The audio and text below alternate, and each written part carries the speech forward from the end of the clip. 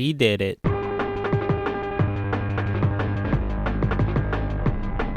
Now, I know 1,000 isn't a big number by any means. This is like way more than I ever expected the Brass Mango to get. Just me talking about comics, funny comics that I come across. And yeah, it just means a lot that people enjoy it and enjoy it enough to want to ask me questions for the 1,000 subscriber Q&A. So thank you to those who are watching this and left comments and stuff like that.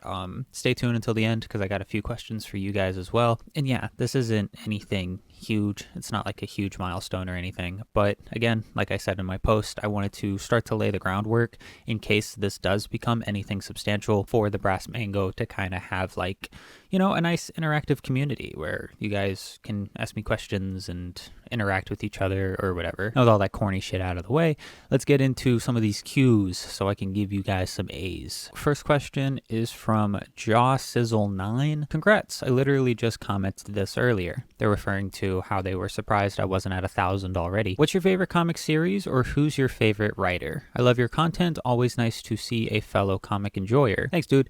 Let's see. Favorite comic series. So I think it's important to distinguish between best and favorite. I think the best that I've ever read is Alan Moore's Swamp Thing, but my favorite and ones that mean a lot to me are The Max by Sam Keith, any of Ted McKeever's work. You can take Eddie Current, Plastic Forks, Metropole, any of those. Next question is by Bardia006+1. Since your video about Garth Ennis was really popular, I think it would be fun to make videos about other British/Scottish/Irish writers such as Alan Moore, Grant Morrison, Peter Milligan, John Wagner, and Alan Grant, since some of the comics these writers write are wild and crazy as well. Do you have any plan on covering those people as well? It's kind of, it's a process trying to figure out what to talk about for this, because starting out this YouTube channel, I want to talk about comics. I want to talk about funny comics I come across and stuff like that. And I would like to get to a point where I talk about stuff that I think is really good. Like I would love to dissect Alan Moore's Swamp Thing, or Watchmen, or Shade the Changing Man, or whatever. But people have done that already. That's already been done. And when you're making content like this, you kind of have to give a reason for people to click on, like, let's say I talk about Swamp Thing, for example, or any of Alan Moore's work. Why would someone click on my video rather than someone else's? And right now, I'm trying to focus on topics that no one has really talked about that sound interesting. So people will click on it, they start to like the content, but more so my personality.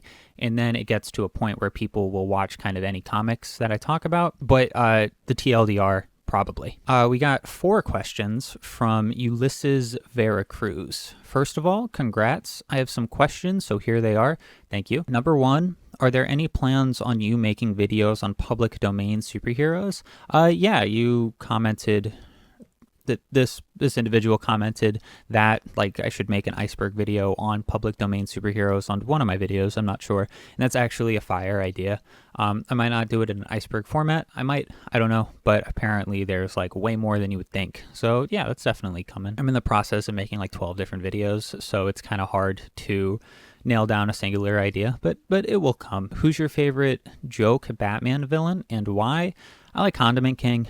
I dressed up as him for Halloween, and he's just so fucking funny. There's really no more depth than that. I just think he's a funny dude, and his design is so peak. Like, it's so fucking stupid, but it's so sick. Which indie comic book would you like to see adapted to TV and Amazon?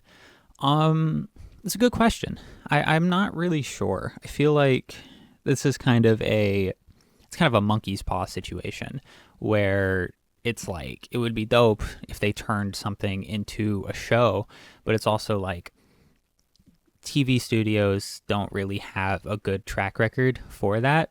But I looked, I have a spinner rack right behind the camera, and I look at that for answers, and I think Scud the Disposable Assassin. I have the whole shebang omnibus, and I think that would be sick. If Amazon ever adapted the comic Irredeemable, would you watch it, or would people already be tired of the evil Superman trope? I don't have Amazon Prime, so all of those, like the Invincible and The Boys, I haven't watched yet.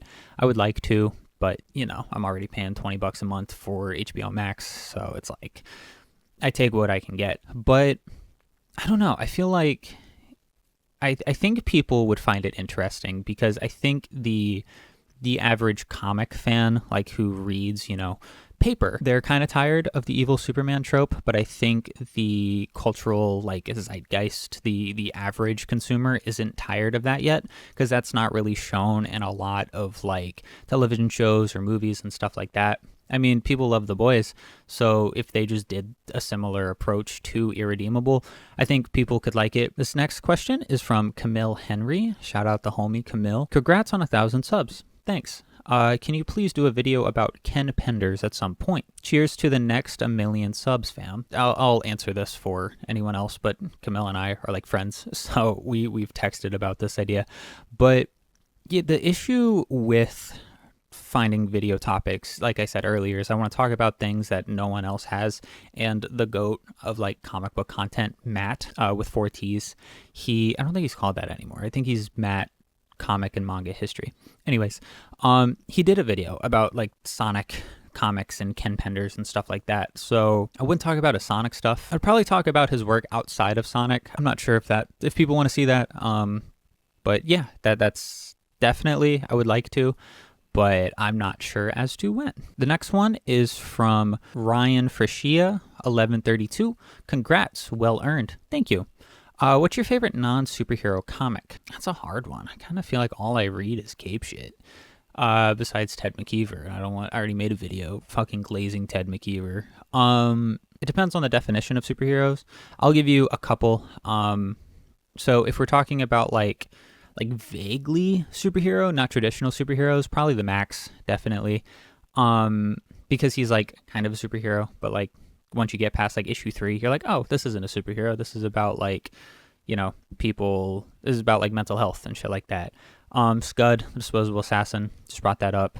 That shit is gas. The Skybound Transformers. Again, that's vaguely superhero, but I've been sitting here for like 30 seconds trying to rack my brain and recommend you guys something I don't talk about in every other video. The next question is from the homie Seth Mazenrath. 3908. That would be hilarious, but I think you're going to make it. They're referring to in my post. I made the post before I hit 1,000, and I said in the post, oh, it would be funny if I post this and never hit 1,000. Why is Absolute Batman's cape good and not a complete clown show like it first seemed it would be? So I know Seth in real life. We're homies, and when Absolute Batman in particular was announced, he clowned on it. He was like, that shit's ass. It's just going to be another, like, what if we make superheroes dark and this universe isn't going to be good at all? And then it came out and he completely flipped. He completely changed his mind and rightfully thinks it's some of the best shit DC's done in a very long time. But rather than specifically talk about the cape, I'm going to talk about Absolute Batman as a whole, in terms of his suit and his gadgets and stuff like that. So the problem that people have with Absolute Batman, it seems that they don't understand the point of the universe. The reason why traditional Batman, Bruce Wayne, has, all these gadgets and, knows how to, incapacitate people in such effective ways and not injure people long term and stuff like that is because he went and studied with Tibetan monks for years and traveled the world learning all of these techniques. Absolute Batman doesn't have the luxury of being able to do that. So the point of the Absolute Universe is like, what if an average guy, who's, fucking like 6'9", what if he wants to become a superhero, not kill people? He doesn't have the training that traditional Bruce Wayne does, so he's kind of brute forcing everything. That's why he has the battle axe, is because what else is he gonna do? He doesn't have fucking stun darts or smoke bombs or whatever. That's why he has like a goddamn bulldozer as a Batmobile. It's because he doesn't have the money to create a fast car. So if you don't have speed, you got to have strength. And that's the whole point of the Absolute Batman. Hope that answers your question, Seth. But we've talked about this. You know my feelings on it. The next question is from Pistol Pancreas. That's a really fire name. I'm just glad to see someone interested in wild and unconventional comics. 1, do you like books by Garth Ennis or Rick Veitch more? I'm going to have to go with Rick Veitch.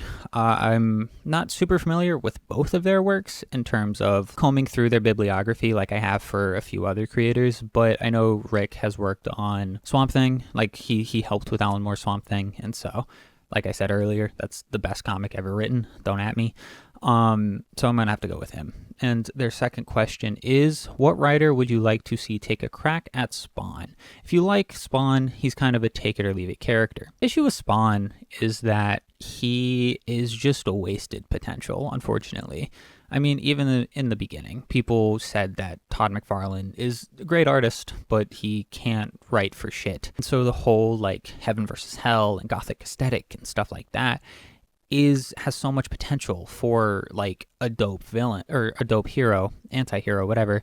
But Todd McFarlane just dropped the ball. And Daniel Warren Johnson would be sick. I think he could bring real humanity to Spawn. Not that he doesn't have it, but the issue with Spawn is like he's been going on too fucking long, and like he already fought Satan and God, so like where do you go from there? At least I'm pretty sure.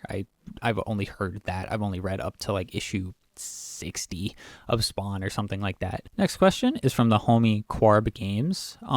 He asks 3 questions. What is the comic or comics that got you into the medium? I have 3 answers for that. Yeah, I've always wanted to get into comics, but my comic book like career is kind of in its infancy in the grand scheme of things. I wasn't able to collect much as a kid because I didn't live near anywhere that sold comics. So the first comic I ever got, I was a kid and I was at a flea market and I got like Marvel Universe teams or whatever. And yeah, when I went up to buy the comic, it was $2. The guy gave me an issue of Barry Windsor Smith's Weapon X, and from then on, I've loved Wolverine. I've just always thought he was a dope character. Yeah, fast forward a bunch of years, still wanting to get into comics, but never really had the opportunity to.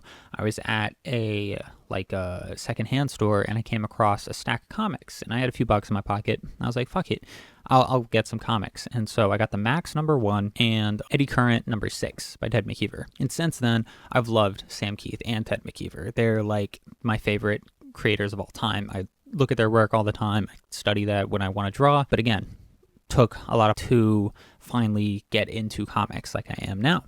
And so fast forward probably, I don't know, like 8 years or something, and still kind of got that comic bug. But what really sent me over the edge was I was at Goodwill one day with my girlfriend and they had a Spawn like statue. It was like probably that big, and I was like, I remember Spawn. I knew this one kid who really liked Spawn as a kid. So yeah, I got it, just thought he looked cool. Then I went to the comic book store that was right next to my job and went in. I got an issue of King Spawn, like 14, and I was like, I looked at it and I was like, oh, this is kind of cool. So, and then from then on, I started going to the comic book store regularly and started picking up Batman and stuff like that. I guess King Spawn is what really like was the catalyst of me being interested in it and kind of taking it more seriously in terms of a hobby. Yeah, what really made me like, I guess, formulate my opinion on comics even before I started reading them was Barry Windsor Smith's Weapon X and The Max by Sam Keith and Eddie Current by Ted McKeever. And then, yeah, King Spawn. Corb's second question is, do you have plans to sprinkle in some more mainstream / enjoyable comics rather than torture yourself for content? Is that how it seems? Yeah, I mean, you see, when I talk about things that I like, I try to talk about the creators as a whole rather than their specific comics. That's just more enjoyable to me, kind of approaching it like a documentary rather than, like where I point and laugh at comics. Because it's really hard for me at least, to kind of stretch out why I like certain comic series. For like a lengthy video, but there are a few series that I would love to talk about, like Daniel Warren Johnson's Transformers, how he perfected G1. I'm planning that Batman Black and White comic video where I just talk about and kind of rank all of them. It's so much easier to point and laugh than it is to properly analyze and articulate something. So that's what takes up most of my time, because if I want something to get done, I'm like, oh, I'll just laugh at it and it gets the most views. So I'm not saying there's not a lot of incentive for me to talk about things that I like, but it's also like, it's easier people like it more. I'm still planning on a bunch of creator videos like my Bill Sienkiewicz one or my Ted McKeever one. The third and final question from the homie Quarb is, would you rather only be able to listen to one song per month or be able to listen to as many songs as you want, but they're all covered by Kids Bop? It's kind of funny you ask that, because literally the other day I was talking to, I forget who it was, but I was like, with the amount of output that Kids Bop has, there has to be one song that everyone likes more than the original. Because they have like 60 albums. Like, it's fucking ridiculous. You see, if we're talking about any song that I want would be magically converted into Kids Bop, then that, it's a little harder when we talk about only listening to the current like discography from Kids Bop, but I think that would still be what I would choose. I get so burnt out on music. Like, I'll find an album or song that I like, and that's all I listen to for like a month or 2 months straight, and then I can never listen to it again because I'm just sick of it because I loved it so much and squeezed it to death. This one comes from the homie Britain, or some Okie Dude 9549. Will you read comics with me? Britain, I will always read comics with you. It doesn't even gotta be for a video. We can just hang out and read comics, you know? But they continue, LMAO, just kidding. But seriously, congrats on the 1K, man. I was aiming for 1K this year, but I don't think that's going to happen. Oh well, for some real questions, guys, go check out Britain. He's more like analytical than I am. I would say he's way more... He's way more articulated than I am and has like deeper opinions than, haha, this is bad.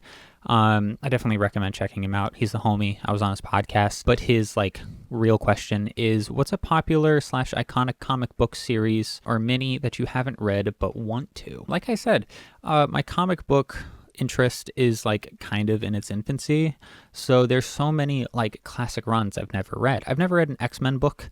I would like to do that, but it just feels so daunting. I've been wanting to read V for Vendetta, and I just picked up the like DC Compact Edition, so I'm hyped for that. But yeah, I'd probably have to say V for Vendetta or any X-Men book. We got a question from Peepo 6120. What is that song in your intro? And then a crying emoji.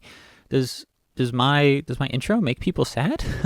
But like I said in my Chuck Dixon video, I went to film school. I have a film degree with a concentration in post-production. So in short, what that means is people film shit, give me the footage, I can do everything after that. So I'm an editor, sound designer, colorist, and I'm also a composer. So I provide original soundtracks for films.